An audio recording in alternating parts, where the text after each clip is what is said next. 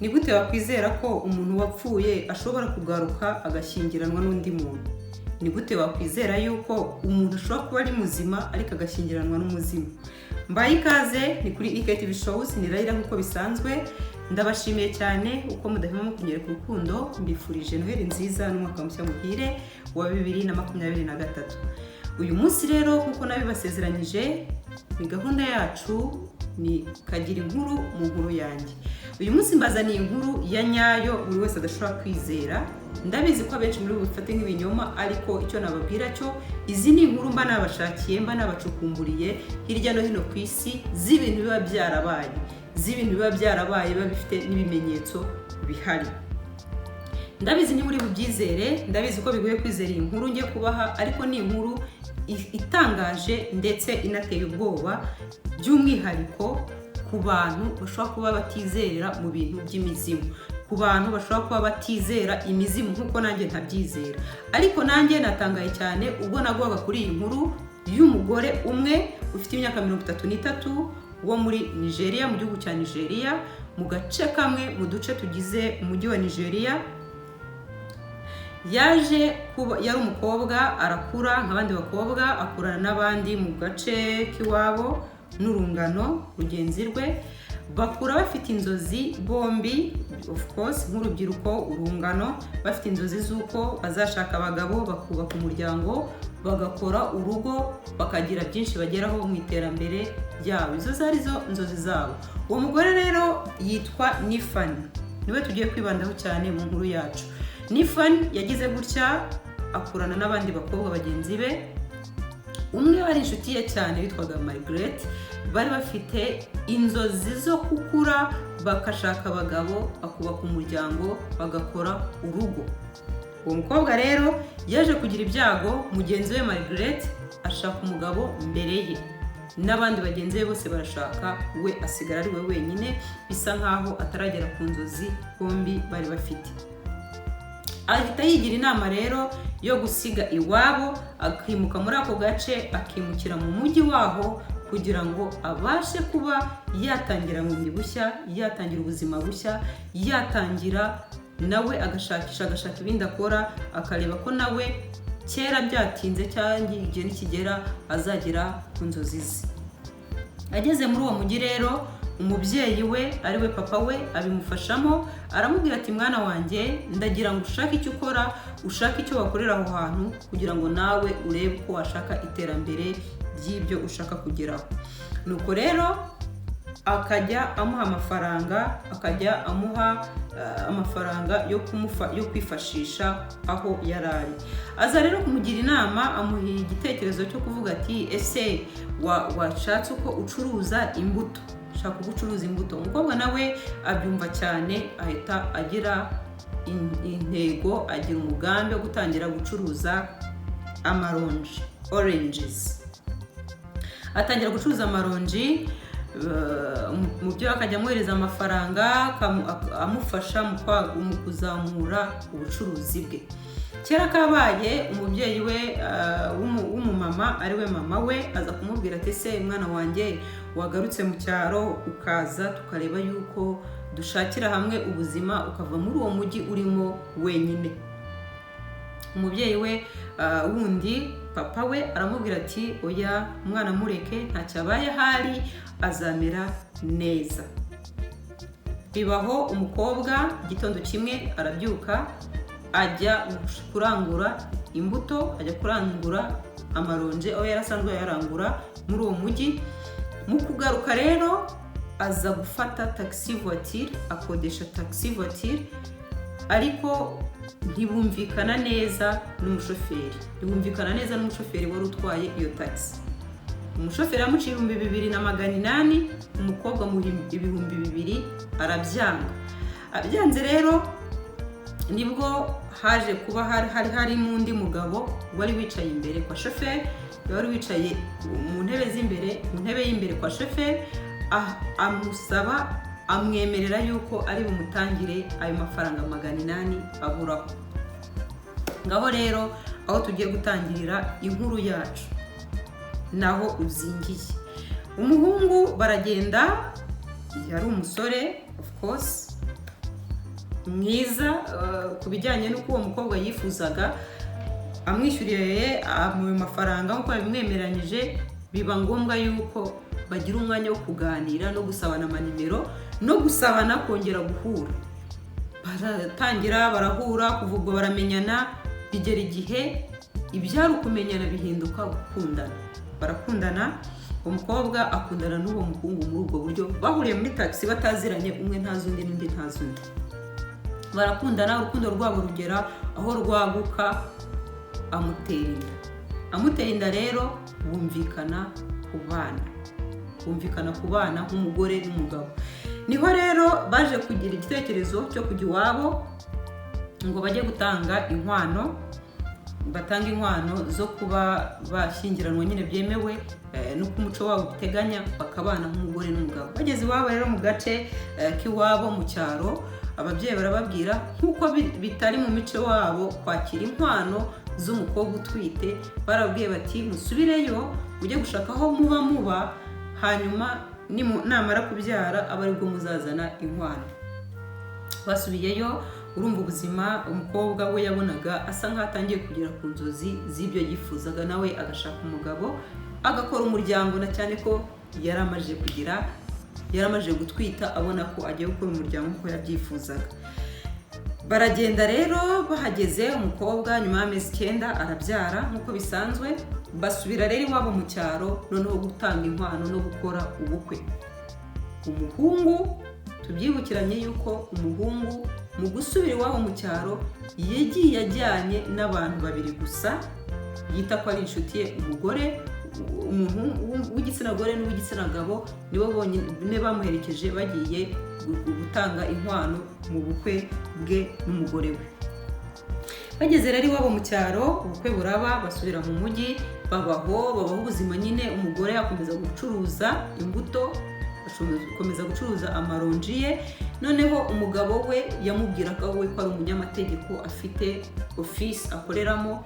Of course umugore akabyuka akajya mu kazi, akajya gushakisha gucuruza amaronji nk'uko yarasanzwe abikora. Umugabo nawe akumva ko ari aho azagera igihe akagenda akajya ku ofisi ye ahakorera.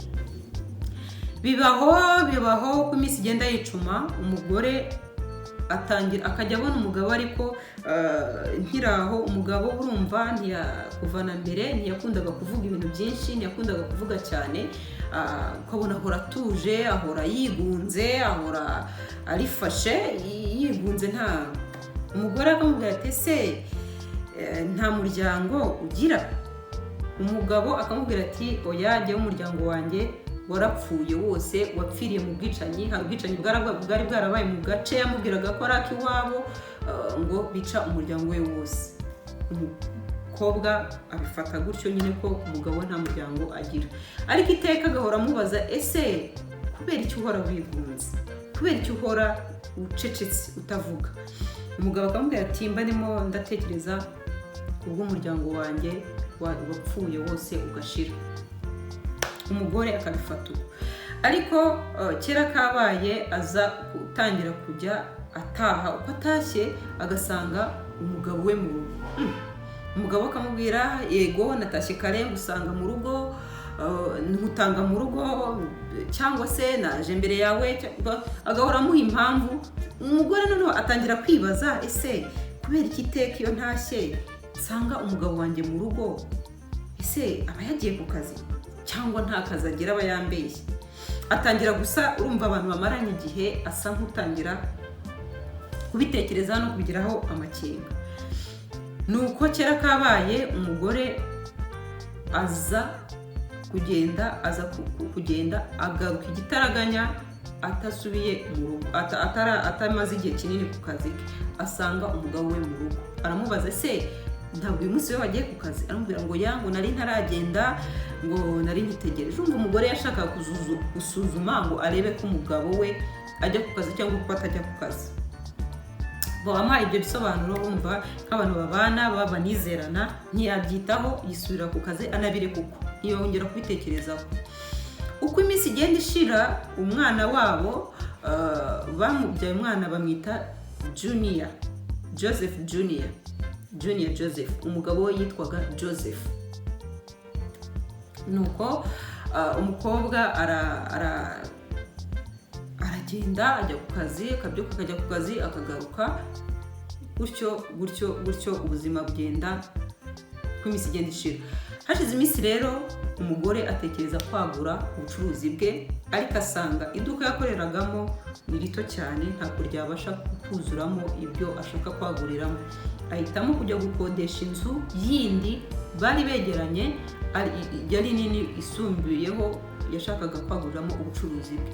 Ariko ku bw'amahirwe make asangamo umugabo, aramugora cyane, aramubwira ati birasaba ko unzanira umugabo wawe kugira ngo mbashe kuguha ubukode, ngukodesha inzu yawe, kugira ngo nyereke nyine ko utari umuntu uri aho gusa ugize. Mu mico yabo banza ariko bigenda ko umugabo banza kuba nk'ingwate enda ku mugore kugira ngo abashe kuba yahabwa aho akodesha. Umugore arataha amuga ati nta kibazo, aratabwira umugabo we ati ahantu nabonye iduka rindi ryagutse nshaka kwaguramo ibikorwa byanjye. Umugabo waho, landlord waho, yambwiye ko ukenewe nk'umugabo wanjye, ukamwiyereka nyine akabona ko uhari nk'umugabo wanjye kugira ngo mbashe guhabwa inzu ye ayinkodeshe. Umugabo aramubwira ati oya nta kibazo rwose, nzajya kumureba.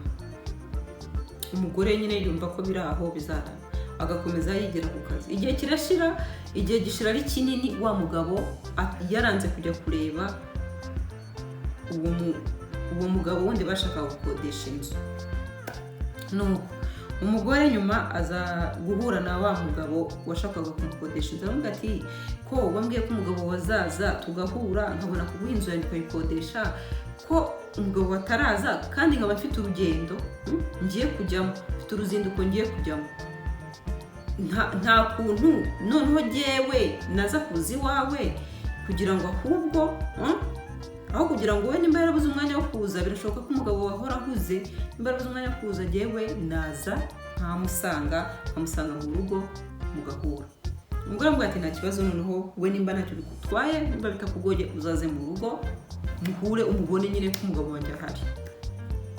Umugore we yumvaga nyine ntacyo bitwaye kuba umugabo yaza mu rugo rwe, akaza guhura n'umugabo we, kandi ntiyanabimenyesha n'umugabo we, ntiyanamubwira ko azaza bagahurira mu rugo, azaza kumureba mu rugo, azaza kumwirebera, ntiyabimumenyesheje. We yumvaga nyine biraho birabaye. Ariko tukiri aho, umugabo w'uwo mugore akaba yarahoraga John, uwo John akaba yarahoraga abwira umugore we ko amaze iminsi arota ngo we n'umwana wabo Junior John bapfuye. Umugore nyine we kumva ni ibintu biri aho, akumva ibintu birabaye, ntabitekerezeho cyane, ntiyabyitaho. Noneho akamubwira ati, akumva ko nyine ni inzozi. Hari abantu benshi bumva ko inzozi ni inzozi nyine bibiraho, we ntiyabyitaho, ntiyabashaga kureba ngo atekereze kuri ibyo bintu byamubwiye. Kera kabaye rero, uwo mugabo aza kubwira umugore we ati nongeye kurota jyewe n'umwana wanjye Junior. Icyo gihe umwana wabo yaragize imyaka 2, ati twapfuye. Umugore aramubwira ati oya, ati ibyo ntukabitindeho, ntukabyiteho. Noneho akaba hari n'ibindi bimenyetso yagiye amwereka, akabyuka akaba yamubwira ngo sijye uzabona mpfuye, cyangwa se sijye uzabona mpuye n'ababyeyi banjye, kandi ababyeyi be yari yaramubwiye ko bapfuye bose, baguye mu bwicanyi bari bwarabakorewe mu gace bari batuyemo. Umugore ntabyiteho. Hashira igihe amubwira ibintu nk'ibyo, ahora amusubiramo inkuru nk'izo, noneho arangije umugore aza kubwira umugabo ati se wazaretse umwana wacu ubona yakuze amaze kugira imyaka 2, tukamujyana kumubatirisha, tukamujyana mu rusengero. Umugabo ati no, ati hoya, ati uramenye ntuzanjyanire umwana wanjye mu rusengero, ati nta mpamvu, ibyo bintu ntabyo akeneye. Ati umugore nyine yumva ni ibintu biri aho, yenda umugabo we ntabwo akunda urusengero, nabyo ntiyabitindaho. munyumve neza, utumenyetso yagiye abona umugabo we amwereka n'iki, ariko ntiyabitindaho. Haciye igihe rero umugore aza kubwira umugabo ati reka noneho umwana wacu igihe kirageze tumujyane ku ishuri. Umugabo nabyo arabyanga ati hoya, umwana wanjye ntabwo agomba kujya ku ishuri, mfite gahunda ko tuzimuka hano tukajya mu mujyi munini, ati nibwo azatangira ishuri, nibwo nteganya ko azatangira ishuri. Umugore ntiyabyitaho nabyo, yumva ko yenda umugabo we nyine aba yatekereje kure, aba yarebye iterambere ry'ahazaza h'umuryango ndetse n'ah'umwana wabo. Kera kabaye rero wa mugabo wagomba kumukodesha inzu aza gufata umwanzuro wo kuzaza kureba umugabo w'uwo mugore mu rugo, kuza kureba John mu rugo. Noneho John aza kumubwira ati ese uwo mugabo yari afite inshuti ye magara, bari gomba kujyana mu ruzinduko bari kumwe. Avuga ati rero ndashaka gusiga nkodesheje inzu yanjye n'umugore, ariko biransaba ko mbanza kugenda nkahura n'umugabo we kugira ngo mbashe kumusigira cyangwa mbashe kumwemerera ko yakodesha inzu yanjye. Umugabo ati nimba ntacyo bigutwaye, uwo mugabo yasabye iyo nshuti ati nimba ntacyo bigutwaye reka tuhanyurane, sibyo? Atuhanyurane hanyuma ndebe uwo mugabo, hanyuma dukomeze gahunda zacu. Umugabo arabimwemerera. Umuhungu w'inshuti y'uwo mugabo, uwo mugabo yitwaga Jeff baragenda bajyana n'uwo mugabo kureba John. Mubyumve neza, hari Jeff inshuti y'uwo mugabo wari ugiye gukodesha inzu wa mugore, hari na John ari we mugabo wa wa mugore. Baragenda, bageze iwe mu rugo barakomanga. Umugore na cyane ko atari yabibwiye umugabo we ko bari buze kwakira abashyitsi, hari abantu bari buze kumureba, icyo yakoze yarabakinguriye, barinjira mu nzu, abaha ikaze, ahita ajya mu cyumba kubwira umugabo we ko hari abantu bamushaka. Umugabo agisohoka ari we John, Jeff amukubise amaso abona hari ahantu amuzi, abona aramuzi. Jeff mbibutse ko yari umugabo w'inshuti ya wa mugabo washaka gukodesha inzu uwo mugore wa John. Hanyuma abona hari ahantu amuzi, ariko ntiyabyitaho, yumva ko hari ahantu nyine abantu basa. John yari umwe mu nshuti cyane za Jeff, barakuranye, barasangiye byose, bariganye, kugera kuri finali, kugeza ku rupfu rwa John. Jeff yari aruzi ko John yapfuye atariho, nyine ari umupfu nyine yarapfuye, ntibishoboka ko yaba ariho. We yahise yumvisha ko baziranye, nyine ko ari umuntu basa, ariko bikomeza kumwanga mu nda. Buriya hari utuntu abantu baba barakuranye baba baziranyeho, nk'utuntu baba bagomba kuvugana. Noneho aribwira ati ese uwamubwira tumwe mu tujambo twe tuziranyeho kugira ngo menye koko nimba ariwe cyangwa ntamwitiranyije. Araza amuhereza akaboko, aramusuhuza, arangije aramubwira ngo amakuru ke John. Abona wa mundi John arikanze, abona ko ari we. Arangije umugabo nawe ahita amwibutsa ati hari inshuti ko wikanze, se hari ukuntu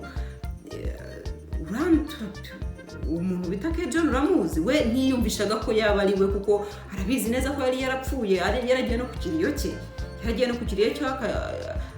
bakamushyingura hari areba. Undi nawe ati asa nkaho nyine amwibutse, nawe ahita amwibuka ko ari we Jeff. Ati none se we witwa nde? Ati nitwa Jeff. Umugabo ahita yikanze, ahita avuga ati okay, munyihanganire gato ndaje. Ngo ahita asubira mu cyumba. Nyine umugore urumva byaramucanze, asigara abaza ati se muraziranye? Uziranye n'umugabo wanjye? Abaza Jeff, azabaza Jeff, muraziranye? Uziranye n'umugabo wanjye? Umugore mu gihe akiri muri urwo rujijo asubira mu cyumba, agiye kureba umugabo we ngo arebe ko yamubaza nawe se muraziranye, uramuzi, muraziranye?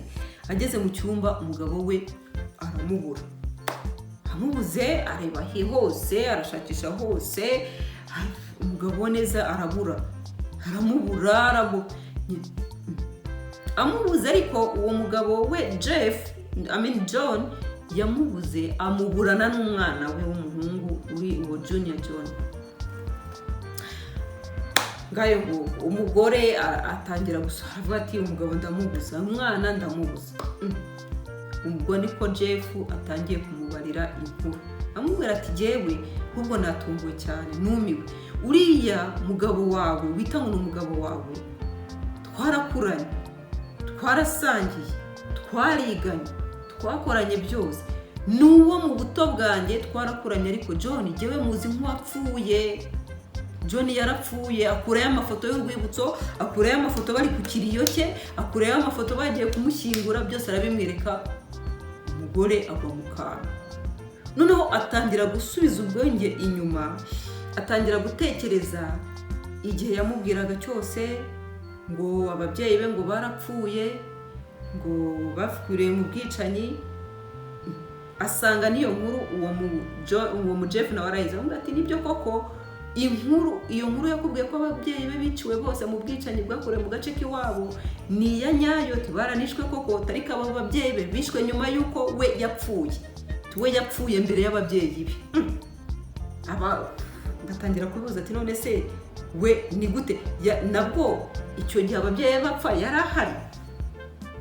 Batangira kubacanga. Noneho John aramubwira ati jewe uyu mugabo wa Jeff abwira uwo mugore ati jewe uyu mugabo wawe ndamuzi, twarakuranye, twariganye, mbese n'uwo mu buto bwanjye byose. Ati yapfuye muri 2017 yishwe n'impanuka y'imodoka. Iyi ni inkuru yabayeho guys, mwibuke ko iyi ni inkuru yabayeho, ntimugire ngo ni ibintu byahimbwe, ntabwo ari plans, ni inkuru yabayeho. Ati umugabo wawe yapfuye muri 2017. Ati n'ikimenyimenyi narindi ku rupfu rwe, narindi ku kiriyo cy'urupfu rwe, amwereka amafoto. Ari ku kiriyo cy'urupfu rwe amwereka amafoto y'umurambo we, arabimwereka byose. Umukobwa agwa mu kantu.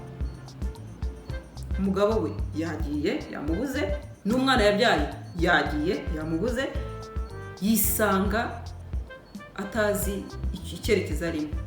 Niko gufata umwanzuro rero wo gusubira iwabo mu cyaro. Asubira iwabo mu cyaro kwa se na nyina, abatekereza ibyabaye, abatekereza ibyamubayeho. Mukuru urumva bo ntibabihakana, ntibavuga ngo iyi ni inkuru himbye, kubera yuko baramuzi John, nibo bamushyingiye, baramuzi John.